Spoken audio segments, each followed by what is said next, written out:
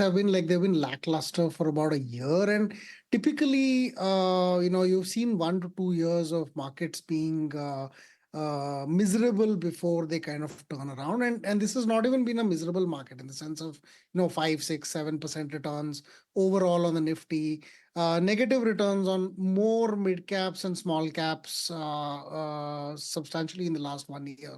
And even now, I think it's looking like one day up and one day down, nothing major that's coming in.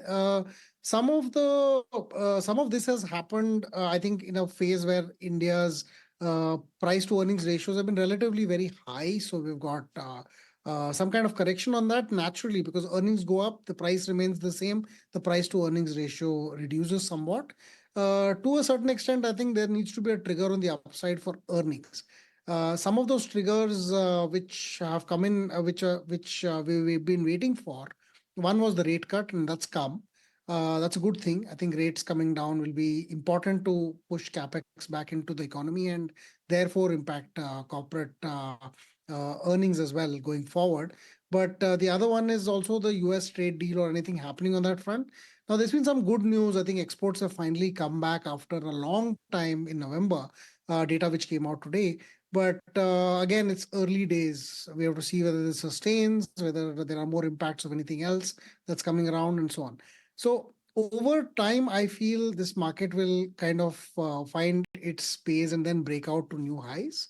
Till then, I think the focus, in my view, is still India-facing companies that sell to India and make in India.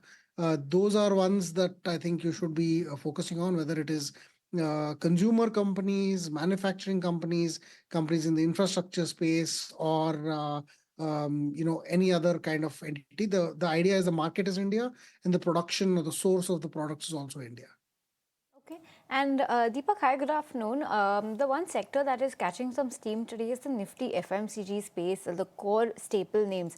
Britannia is up 2.25%, Marico, HUL both up 1.5%, Godrej Consumer, Tata Consumer both up about 1% each. It's looking good for the staples right now. Deepak, do you believe that now that the market is trying to find some strength in trying to hold above that 26,000 mark, and with everything that we've seen in terms of reforms, staples, they now stand to gain given commodity costs are also off highs? No, I think it's the other way around. I think they're very boring companies priced at too high a valuation. So maybe 1 day or 2 days they'll go up. But by and large, their P ratio should come down substantially from the 50, 60, 70x you're seeing right now to a 30x maybe or 25x, where you can justify a 10% earnings growth with a 30% or 40% ROE. I would not pay substantially more for these businesses on a fundamental basis. Of course, somebody who's working on more technical parameters might be interesting, but some of these companies grow extremely slowly, 10 to 12%. After all, how much more toothpaste will you sell when almost everybody is already using toothpaste, and growth rates of population are about 2% or less than that, and pricing will give you inflation is not allowed meaningfully because input inflation is also very low. So I would say most of these companies don't have pricing power. They are going to grow at maybe high single digits, maybe low double digits. So therefore, their Ps need to come back substantially. While staples are interesting, you would want the less expensive staples companies which are demonstrating growth. There are some niche companies in this space. Those might be more interesting than the large ones that are broad-based and not growing so fast. Deepak, on India manufacturing, how are you playing that? And how are you looking at EMS in particular within that basket? The EMS is big. I think really if you're a fundamental player in this market, you would want to have positions in them. They have had some setbacks recently in terms of price corrections, in terms of some cases, questions around accounting or governance and so on. But I think many of these companies will, if you have to shine out, you have to fix the problems that you see. Sometimes it's because of inexperience. If it's because of malice, your company will die. But if it's because of inexperience or at some level, maybe incompetence, you can fix that. Over a period of time, a lot of these small things will go away. What we're going to see is a substantially higher growth in every part of electronic manufacturing, whether it is at the PCB level, fab level, somewhere in between, all of that stuff, I think there's a tremendous amount of growth that Indian EMS companies will face, primarily because the Indian market. I'm not even saying sell abroad. I'm just saying the domestic market itself needs a lot more chips to be manufactured in India. And given that external capacities are relatively close to us and they are going towards the higher end of everything, some of the lower end manufacturing needs which India has to be sorted out by the EMS manufacturing in India itself. And I think that will grow. I mean, it's really small right now in comparison with world markets. And even if we grow 10x of here, we will still be minuscule part of the world market. So I think that way there's a lot of growth that's in that ecosystem. But in the area of manufacturing overall, there's a lot more. There's defense, which is uh, almost by strategic nature has to be domestic to a large extent. A lot more things happening in drones, in technology around that, in the manufacturing setups. A lot more things are happening around in materials and in actual physical devices, in physical equipment as well. High precision engineering, all of this stuff is actually growing, in the sidelines because it's slowly kind of, catching up to where mainstream is. And at some point when capex comes back, a lot more of that capex is going to be directed towards Indian manufacturing companies, where mostly we don't have a meaningful presence right now, but I think that's going to change dramatically going forward. Some places I'm excited about, but there's not much listed companies in. It's still things around automation and robotics. There is some in public companies in automation perhaps, but not so much in robotics and some of the other spaces. EV I think is another huge place for manufacturing and vehicles in general. And I feel that going forward, manufacturing process automation will also be a tremendous growth story for India. We've been labor intensive on manufacturing, but I think at some point we need to increase automation. It may not be great for labor, but I think having 100 companies doing automated factories is better than having zero companies which can't afford to hire the labor.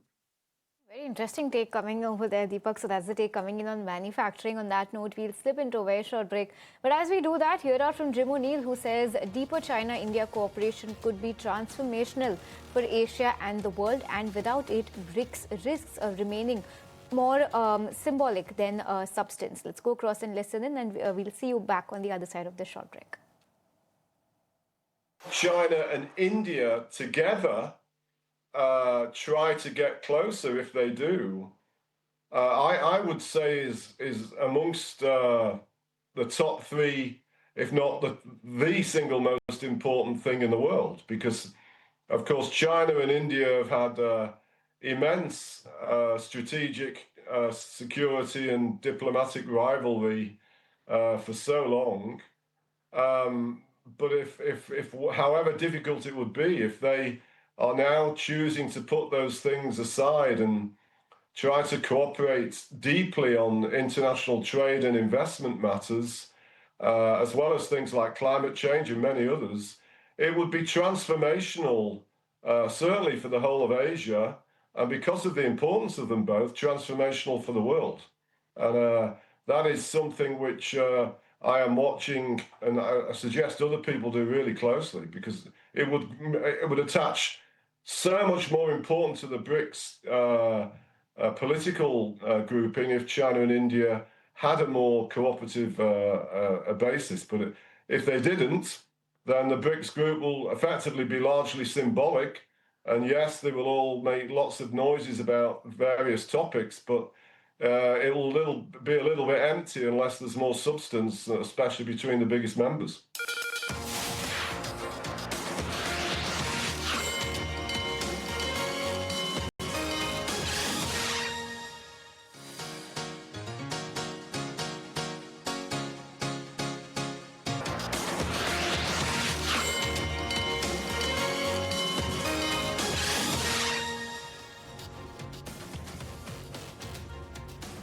Back back with closing trades, and we're discussing and talking about the market. Almost 1 hour to go for the day's trade to come to an end. We have Richard Jain from Motilal Oswal Financial Services joining us on the show on the technicals.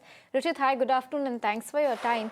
Let's get a little stock specific now and give us your view on something like an NBCC. 5.5% uptick coming in on that stock. Off late, these infra names have been doing very well. Your view on NBCC, or if anything else from the infra pack is looking good on the charts? The stock has seen some consolidation over last 3 or 4 months within this range of 120 to 105. The good thing is that whenever it dips near that support of 105, 108, where the 200 EMS also lies, we witness good buying interest over there. So today also we can see that the stock managed to form support around the same support zone and has seen price up, which has also been backed with better than average volumes. So I think this stock could do well, but just it needs a follow-up above 120, which should then lead to a good momentum on the upside. So if any existing long positions are there, then they should continue hold on NBCC, and above 120, one can expect a good run-up rally on the higher side. I think L&T within the large cap space also is one infra name which we think that there could be a gradual outperformance within the large cap space in L&T, because that high top, high bottom structure still continues and no signs of trend reversal are there. So stocks such as Larsen, NBCC, I think they could do well over short to medium term. And what's your call on the index, Richard? Yeah, hi. So overall, we have seen some consolidation on the index front in last few trading sessions, but no, whatever correction has been there in the markets, there are more into mid caps or the small cap names. But Nifty index has not breached that its important 50 DEMA support, which is around 25,700 to 750 zone. So we think that the broader trend still remains positive as far as index is concerned. Till 25,700 is intact. So the short term, we would see that consolidation in the range of 25,700 to 26,250. Deepak, you are quite a big advisor when it comes to asset allocation and pushing towards the right asset allocation. Now that gold and silver have gone up, we've seen a likely repo rate cut continues to be in the pipeline as well. How would you allocate, for example, at this point, a portfolio, in your opinion? How much of equity, small, mid, large, and gold, silver, and maybe even debt? Give us a sense of that. So I think a lot of asset allocation is personal because everybody is slightly different in terms of goal, time frames, and when they need the money and so on.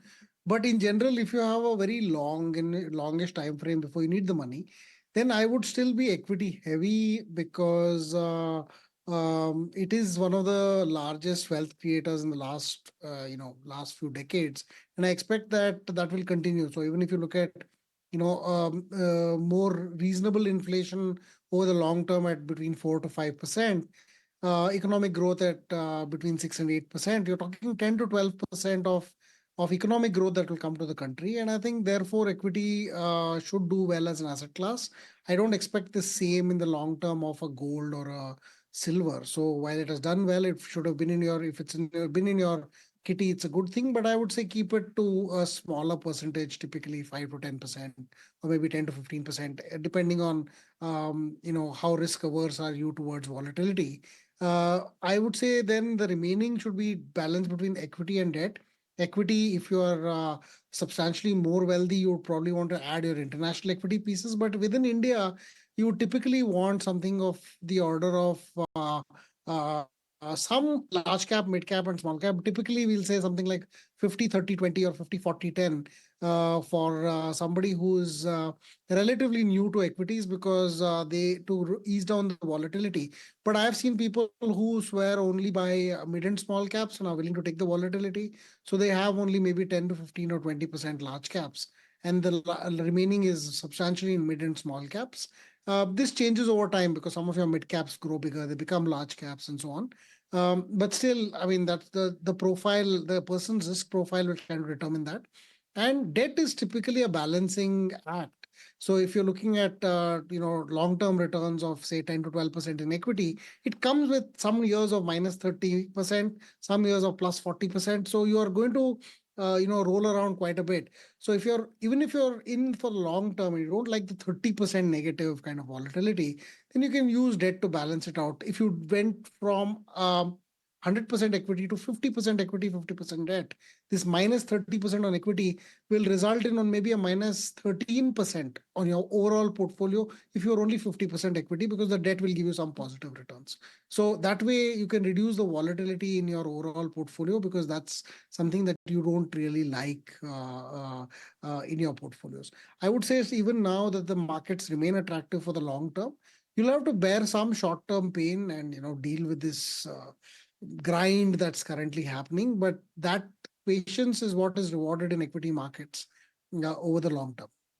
And what about IPOs, Deepak? Are you subscribing to any? Are you finding any interesting? And okay, even if you're not, give us a sense of how many are you finding interesting? Maybe over the last 15 IPOs that have come out, how many of those have you really found interesting?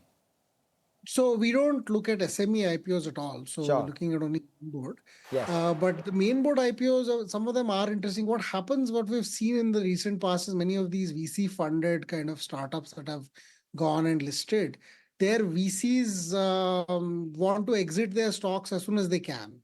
So after 6 months, when the lock-ins open, these guys will start looking at bulk deals and selling in the market and all that stuff to take their money out, and generally creates a lot of depressive price element. So I'm not in a hurry to have to buy.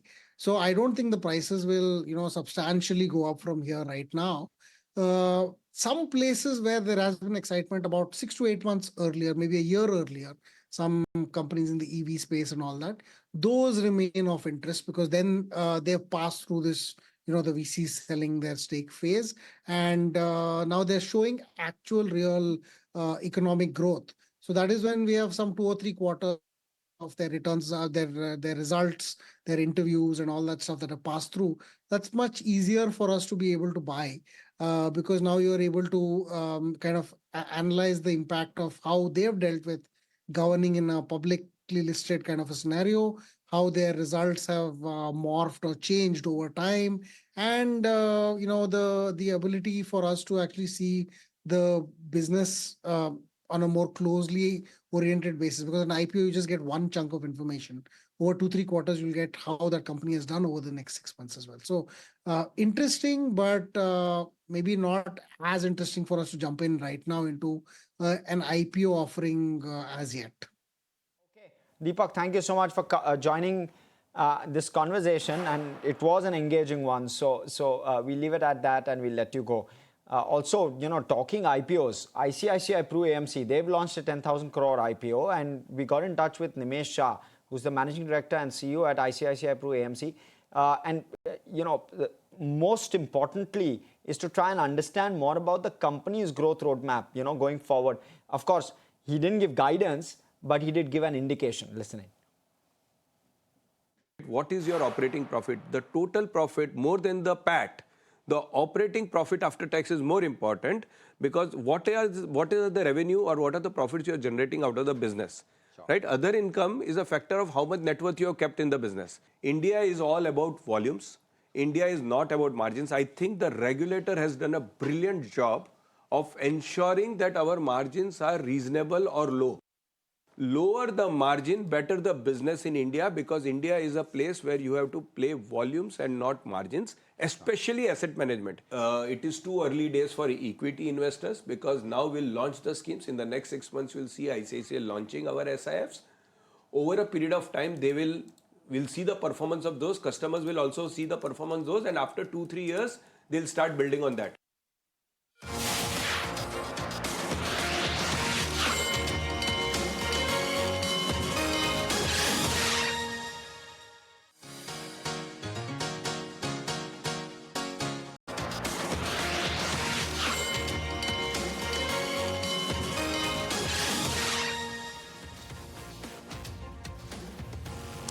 Welcome back, and we have with us both Ruchit as well as Kunal to talk to us about technicals that are playing out in the markets today. Kunal, one stock that's really standing out is Interglobe Aviation, 2.3% higher. We've seen a nice bounce back in that stock.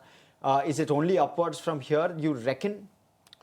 No, I think there'll be a lot of volatility, but yeah, I think what the stock has done is it's found its floor or a support for itself in the near term. That massive round of price correction, volatility the stock had shown through, and that too at an impact where the stock, I think, in the last 10-15 days approximately fell down from 5,700, 6,000 levels to almost on the verge of breaking that 4,700 mark, 4,600 levels, for interglobe aviation. So that 20% broad correction that now seems to be, or the impact of that seems to be now behind. I would actually now look at the stock stabilizing at current levels. What this also offers is a good opportunity for, say, medium-term, long-term investors to start nibbling into the stock price, because we've always seen that good price, good news, they never come together for stock prices. And when you see the stock finally finding a good support range for itself, that becomes a territory where traders, longer-term traders specifically, they start nibbling into the stock. Ruchit, PSU banks, that's the other pack which is buzzing today. Positive from here with regard to the PSU banking pack. We've seen a bit of consolidation. What next? So the broader trend for PSU Bank have been positive over last few months. In fact, in this entire up move over last 3 or 4 months, we have seen a good relative outperformance from the PSU banking space. The last 15 days, or a couple of weeks, we have seen some retracement from the highs, but the Nifty PSU banking index is now taking support around its 50-day EMA. So which clearly indicates that this entire correction of last couple of weeks just seems to be a dip within an uptrend.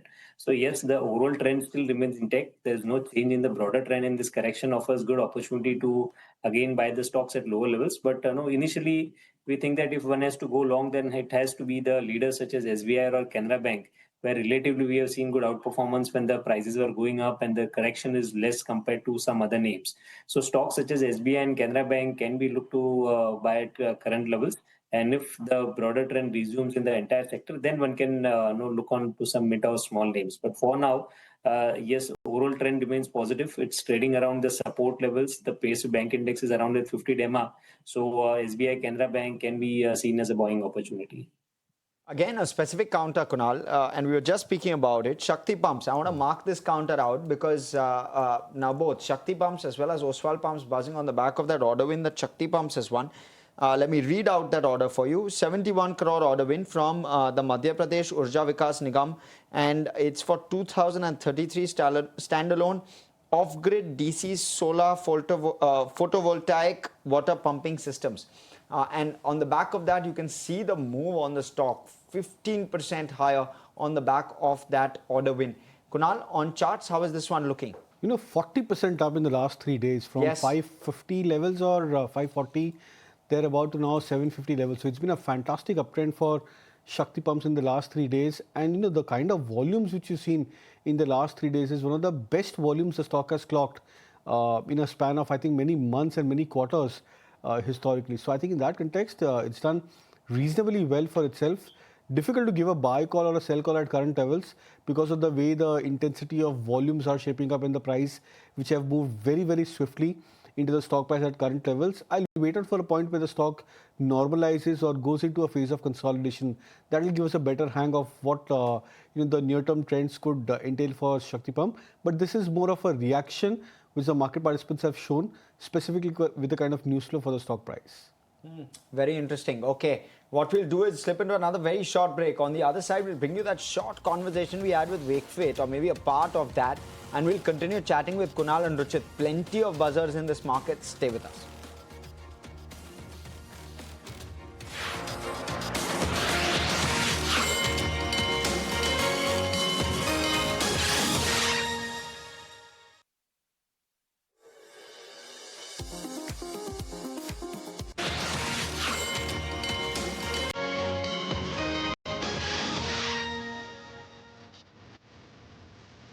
Oil ticks higher off the lowest level in almost 2 months on better Chinese demand, even as glut concerns hang over the market. Gold rises for the 5th straight day with risk-averse investors backing away from Asian stocks. Gold bulls are also betting on further monetary easing in the US next year after the Federal Reserve delivered its 3rd straight interest rate cut last week. Iron ore futures decline after top buyer China announced it would introduce a licensing system on the export of certain steel products from next year. Palm oil fluctuates between gains and losses on concerns over rainstorms in Malaysia, the world's 2nd largest producer, lackluster demand and a stronger ringgit. Copper rises, clawing back some of Friday's steep drops as investors refocused on prospects for a tighter market in 2026. Copper up 1.5% on LME, zinc jumps 1.1%, and aluminum too is up about 0.5%. And in other global stories on commodities, China's fossil fuel power plants are on track to chart their first annual drop in generations in a decade as renewables flood the grid to meet rising demand.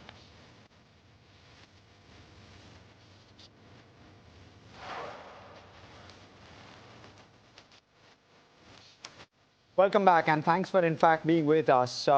We also are joined in by Mayuresh Joshi, Head Equity at MarketSmith India. Mayuresh, good having you. Mayuresh, let me first have your pick within the financials, and we're just discussing PSU banks just prior to this break. Within the banking and within the financials pack, is PSU Bank really standing out for you, or do you believe that a large part of the rally is now done? Let's start with that and maybe a follow-up thereafter.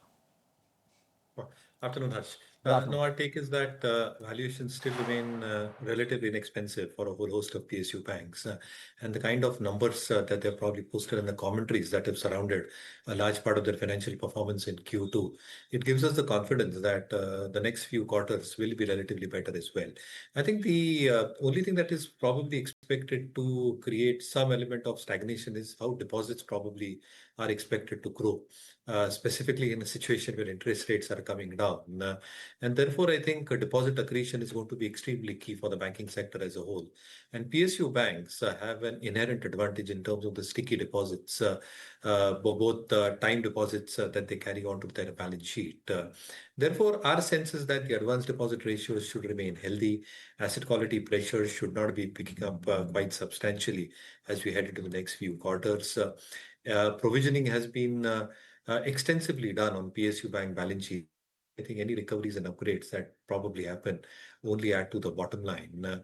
A large part of capital adequacy remains relatively stronger, and therefore our thesis is it should be a relatively better performance of the Nifty PSU banks compared to the large private banks as we head into the next few quarters. And therefore selectively remain constructive. Again, I think large caps, State Bank of India, within mid caps, Bank of Maharashtra, Bank of Baroda is something that we continue holding in our local and global portfolios. Okay. All right. So that's with regards to Mayuresh, if I were to just ask you a follow-up thereafter, do you believe that a substantial re-rating in the ROA is possible within the PSU banking pack? And by substantial, I even mean maybe from 1% to 1.2%. Can a 10-20% increase in the ROA, which is the 1% benchmark for PSU banks, can that at all happen? There is a strong possibility, Harsh. Okay. And again, I think all these factors might actually lead to balance sheet actually expanding at a very decent pace. Let's also not forget that there are impending talks in terms of a lot of PSU banks probably getting merged. So there is one condition outside of what we are speaking right now in terms of how these merger ratios will play out. But leaving that apart, my own sense is that gradually over the next few quarters, as there is substantial improvement in terms of the balance sheet, both from a qualitative and a quantitative perspective as well, both ROAs and ROEs should probably expand. So if you probably do a DuPont analysis over the next 4 years, our own sense is that there should be a decent expansion happening in both the return ratios, ROAs as well as ROEs. Ruchit, Restaurant Brands is one stock which has been extremely choppy last few trading sessions. Down 3% again today. What's happening there? Give us a sense.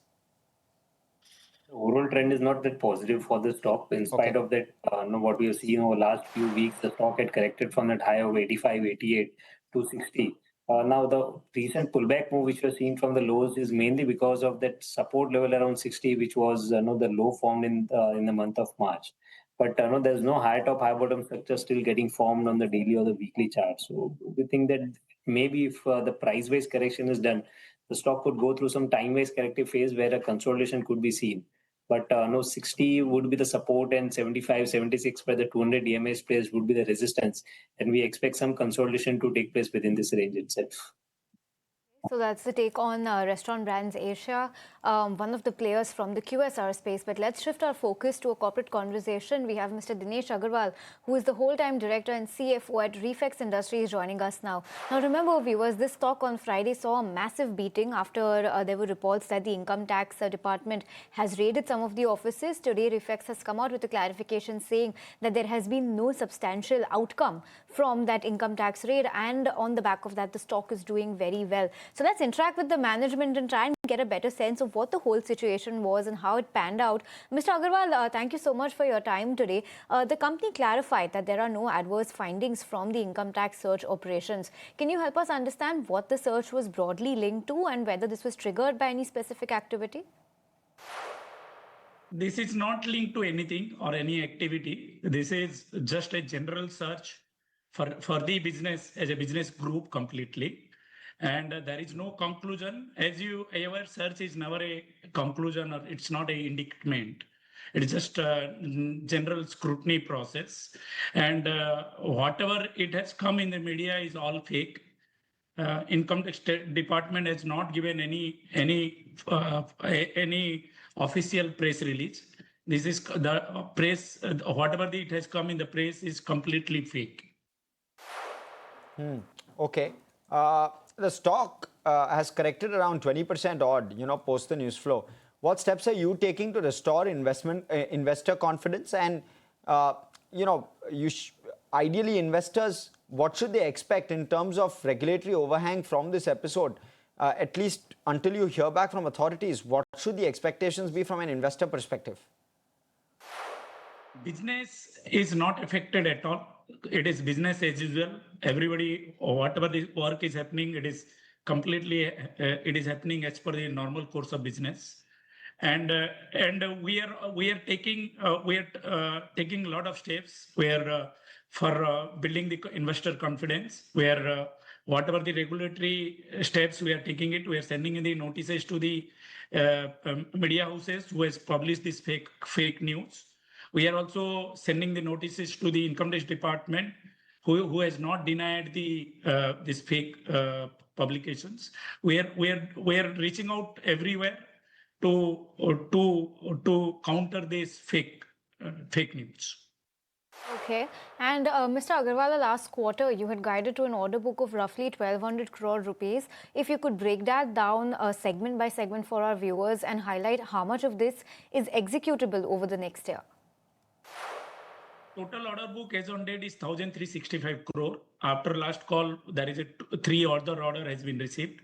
Complete 1,365 crore order is for the ash handling business and comprehensive ash handling business. In this financial year, majority of this will get executed. Part will get spilled over to the next financial year.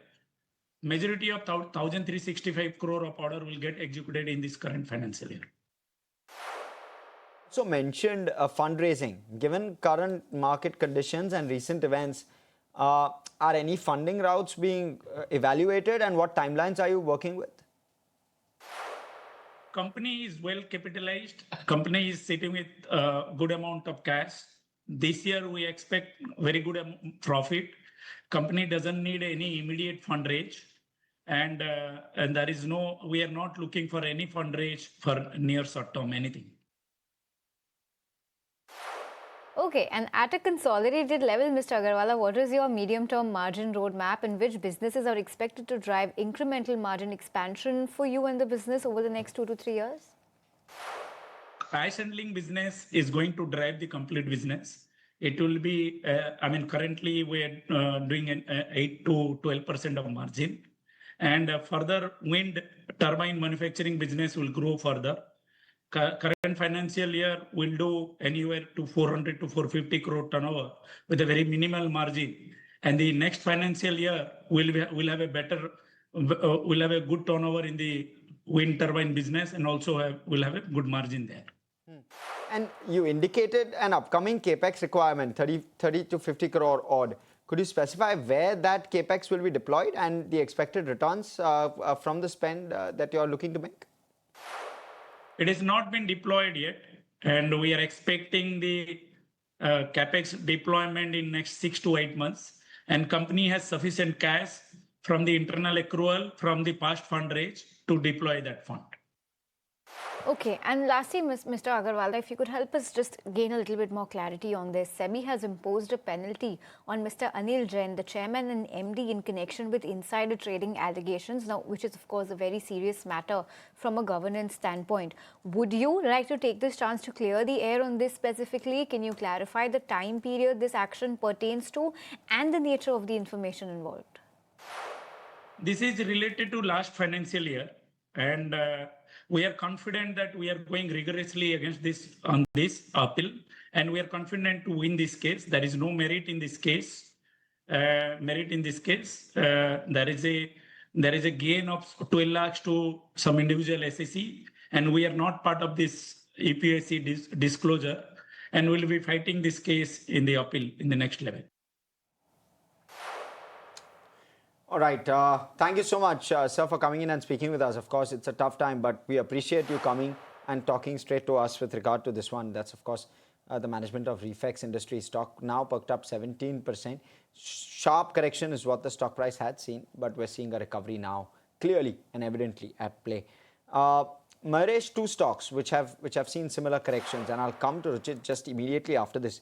Mahesh, two stocks. One is a Keynes, one is an Interglobe. Any of these looking interesting? No, so I think both wait and watch, Harsh, purely for the reason that there has been a lot of news flow surrounding both these stocks at the current juncture. What probably comes out in terms of regulatory actions, specifically in the case of Interglobe, I think is going to be extremely critical. Obviously, the management has put out a note that they have been asked to cut their schedule down by 5 to 10%, which means the remainder 2 quarters and FY26 will be revised downwards in terms of revenue projections. But what really comes out from a regulatory action perspective is a large unknown for the markets.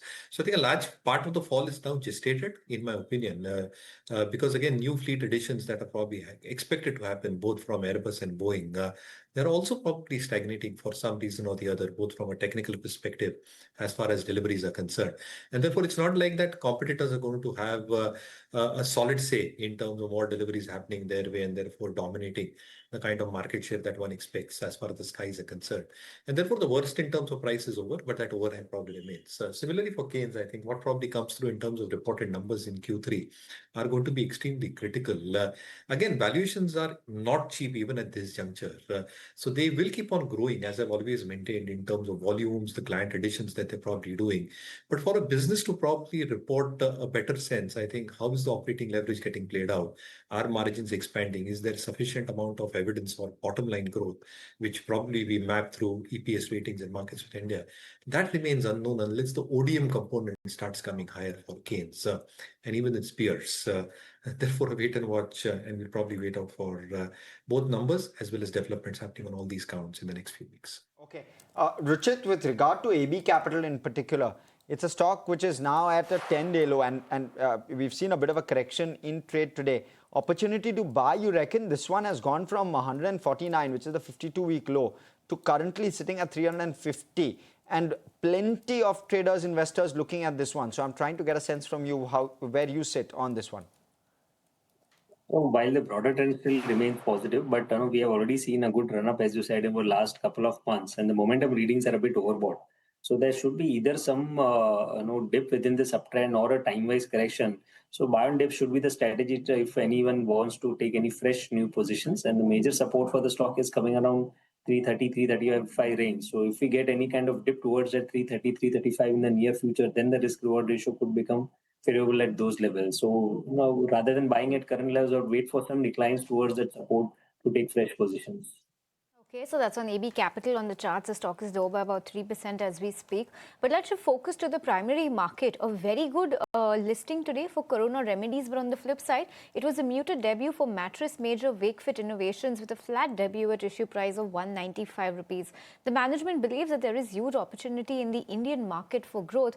My colleague Anurag Joshi caught up with the CEO and Chairman Ankit Garg. Let's go across and listen in.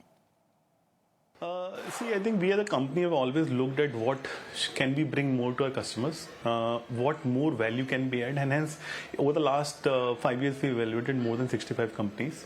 We speak with them, we try to understand what they bring on the table, whether it's a good team that they have, whether there's a good proposition they have built, or they have large supply chain, including factories belong to them. See, I think if you look at Wakefit journey, first 5 years we were profitable.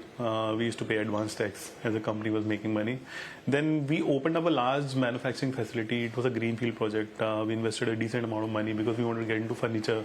It took us a time to get to a decent utilization of the factory, and hence for the first those 2-3 years there was some turbulence in raw material prices because of COVID, and then obviously this greenfield project together happened, and hence company slipped into losses. But largely company has always, for the last 10 years, out of 10 years we were profit making for 7 years. This year also we are again profit making, and we continue to do so for the foreseeable future also. Okay. Godavari Power is the other one which is doing fairly well for itself. There's also GPT Infra, order wins continuing to keep those in focus. ESAF, Small Finance Bank, up 3% as well. Some of the smaller names, which are doing decently well. And again, that's also on the back of news flow that has come through, which is spurring the stocks higher. So some of those names, but along with it, BSC, the likes of an HDFC, AMC are seeing a bit of a cool off. Motilal Oswal in that list. Kunal, a view with regard to AMC is good time to maybe nibble, given that there are dips now and buy on dips. Is that the right approach for some of these names? Yeah, for select few, yes. I think Nippon, for example, that's a name which has been doing very well for itself for the last many years. And interestingly, the stock in the recent past also has gone through like a 20% correction from 975, 980 to 800 levels. That makes the trade a little bit more attractive for Nippon Life. HDFC AMC, apparently the stock has gone through a correction which is a bit differentiated correction the stock has seen in the historical past. That probably indicates that we could now be looking at maybe a zone of consolidation over here. But Nippon, NAM India on the NSE, that's something which looks attractive. Okay, so that's the take on HDFC AMC and some of the other stocks that are in focus. But on the other side, Ruchit, let's talk about some of the building material themes, something that we haven't spoken about in quite some time. Cement is there. Today you have a note on Kajaria Ceramics, that stock is up 4%. Other than the real estate, from this real estate Anks group of stocks, anything looking attractive on the charts? So I think selective cement stocks have a good risk-reward ratio at current levels. Stocks such as Ultratech Cement and Dalmia Bharat, where on the weekly charts we have seen a trend reversal kind of pattern getting formed. Prices have already seen a correction over the last couple of months. So they are trading around their mid to long-term support. So the risk-reward ratio is favorable in taking some contra longs over here. But very selective, not a sector as a whole, but stocks such as Ultratech or Dalmia Bharat within the cement space offers good risk-reward ratio to go long at current levels. Shifting focus to Amber, that's the other one which is buzzing in trades. Srishti, here with the analyst meet takeaways from one of the brokerages. Srishti, what do you have for us? What were the key highlights from that analyst meet? So, well, yeah, all across the board, the company has come out with a good and a strong guidance, though for all the parameters, they have actually reiterated their guidance that was given earlier. But the good part is that given the environment and given the kind of the concerns regarding the growth, the company has yet again maintained their strong outlook. Firstly, let's start with their guidance in the consumer durable division, where the company is saying that they are indeed targeting a double-digit growth in FY26 versus a flat industry growth overall. The consumer durable growth should be supported by customer addition, product-led upgrades, as well as commercial AC traction. Now, over the medium term, the management say that this particular segment is poised for a 15 to 17% revenue CAGR, and overall, the company is positive on the growth outlook when it comes to the consumer durables. Other than that, the company in the electronic division, there too, they have reiterated their FY26 guidance of revenue growth of 40 to 45% with a margin of 8 to 9% that they are targeting, but they do believe that in the medium term the margin should expand to 11 to 13%. The electronic growth is to be led to be an organic growth with the existing PCBA as well as PCB business. And lastly, when it comes to the mobility division, that should be broadly flat this particular year, but going ahead in FY28, the management is positive that they should be seen doubling their mobility revenue by ramping up some of the supplies with respect to Vande Bharat as well as metro programs that are still underway, and that should contribute meaningfully in the times ahead. So all across the board for all the key segments, that company has come out with almost a double-digit growth guidance and has reiterated their growth guidance given the current environment, and that is indeed what these experts and the analysts are finding at this point in time. And taking cognizance of that, the stock is also trading almost 3% higher. Back to you. Thank you for taking us through that. So those were all of the key takeaways from the analyst meet that the company has held. But Mayuresh, what is your take on the entire EMS space? You have Amber. Of course, last week we've seen the entire debacle with Keynes. Any view that you hold on the overall space or any stock-specific views here? No, so as a target market, I think the market is expected to grow twofold over the next 5 to 6 years. And therefore, I think there will be significant opportunities for all these players. There are no two ways about it. However, I think the point that I was maintaining in the case of Keynes continues for these players as well. I think how much of a margin expansion will come through, because that is when I think the clear operating leverage will play out on balance sheets. And how the margins will expand is through the ODM part, whereas the original design manufacturing part is going to take their margins significantly higher. The second element, if you probably break up the entire EMS value chain, whether it's Keynes, Amber, whether it's Sirmai, SGS, I think they're catering different industries as we speak. So Sirma does probably a lot of energy and aviation. Keynes probably does a lot of consumer durables as an example. So I think growth is going to come through all areas as we go to speak in the next few years. But I think which company will give us that margin profile or the margin band which will expand? I think that company will prove to be an outlier. And even if valuations then remain a tad bit expensive compared to the rest of the space, I think those will be sustainable with the kind of business opportunities that come through. Okay, so that's on the entire EMS space. Kunal, anything looking good to you? We've spoken about Keynes in depth last week, but what about something like a Sirma? How is that shaping up on the charts? Well, I think Sirma is also going through a similar kind of a correction, maybe not similar as such, but then, it looks like the stock has gone through a decent correction the last 1 month or so, from 900 levels to now 730, more or less, or a 20% correction for the stock in the recent past. But the fact is that the stock has not yet come back into tapping a strong support territory. As I look at the charts, currently the near-term support for the stock is around the 650, 660 mark. Currently the stock is at 730 levels, which means potentially for the stock to complete a major retracement or a support retest, it could probably go into a 10% correction first before it goes into a major retest of the previous support. So that's something which I'll probably watch out for in terms of Sirma SGS.